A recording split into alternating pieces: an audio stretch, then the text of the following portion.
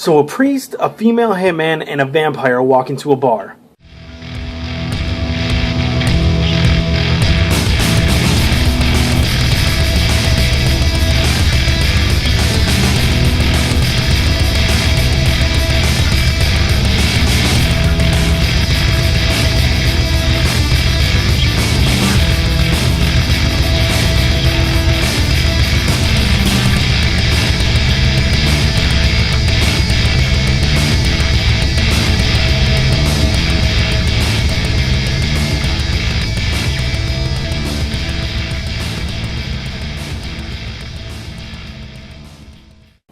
Alright guys, hey, what I said before the intro was pretty much the beginning to this Preacher Volume 1 Gone to Texas. We have Reverend Jesse Custer, who is the preacher. We have Tulip, his ex-girlfriend turned hitman, and Cassidy, the Irish vampire that we don't find out until like the second or third issue that make up this trade. Wow. First off, written by Garth Ennis, drawn by Steve Dillon. Amazing stuff. Really enjoyed it. Very intriguing and fun to read.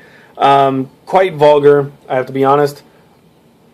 It doesn't bother me, but it might bother some people. And the storyline is pretty crazy. So how to begin to describe this book?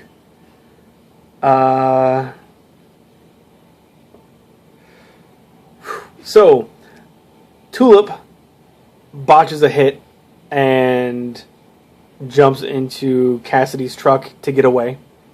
Meanwhile, Jesse Custer's walking into a bar already drunk and starts spilling the town secrets to everybody. People start to get pissed off and beat the crap out of him.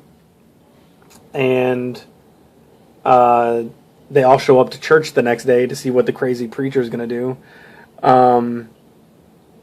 And during the sermon, this thing called Genesis, I'll tell you about that in a minute, comes down and enters Reverend Custer's body pretty much and latches on to his soul.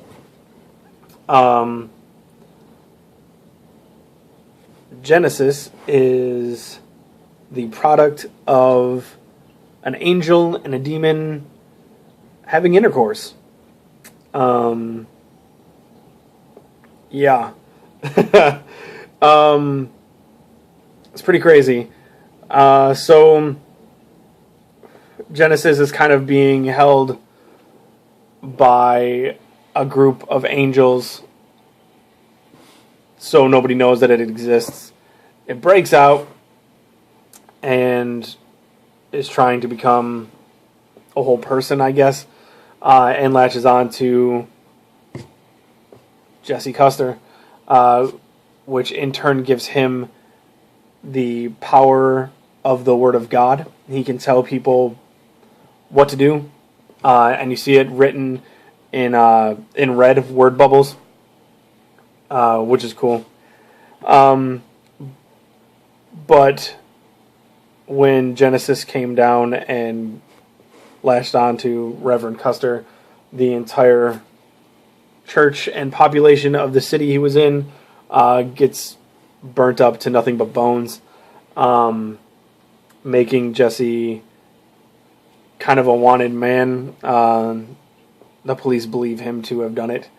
And Tulip, being a hitman, puts her on the run because she shot somebody, but only blew off half their face. And Cassidy is just kind of along for the ride. He just finds everything interesting. So, yeah, he's just kind of there. He's great. He's a great character. Very funny.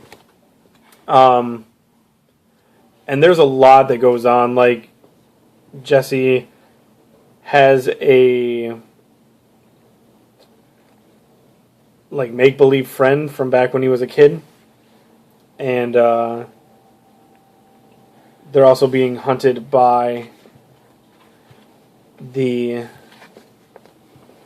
Saint of Murderers, this guy right here, who has been like revived by the angels who are trying to keep Genesis under wraps. Very difficult to explain everything that happens in this book, but it is amazing. I really can't wait to read the second volume. So glad that I picked up the 4 volumes that I did. I'm pretty sure I'm going to have to go out and get the rest of them. I think there's 5 more. But this is just... It was fantastic. I couldn't stop reading it. And by the time I finished, I wanted to pick up the second book, but it was late and I needed to go to bed. But amazing. If you guys ever get the chance to pick this up, do so. Oh my gosh, there's so much in this book. Like, just I don't know. There's just like the little bit I just told you was pretty much the first 2 or 3 issues. There's still a whole nother thing that goes on with a serial killer and a cop team and sodomy. And oh gosh, it's crazy, but in an amazing way. If you ever see this, or even if you don't ever see it, go online and get a copy. It is amazing. Cover price is $14.99. I'm sure you can go to in-stock trades and probably pick it up for like $8. I haven't checked, but if you have a Second and Charles by you, that's where I went and got this. It was $5.25. So go look for it. It is definitely worth it. Just amazing. That's really all I can say. Sorry if I gave away any spoilers. I kind of did a little bit, but not a whole lot. And I'm sorry if it wasn't very thorough, but I don't want to give away too much. It's just go pick it up. Just pick it up. It's amazing. You won't regret it. I promise. Unless you have a problem with vulgarity, which there is a lot of. But it's awesome. It really, really is. Go get it.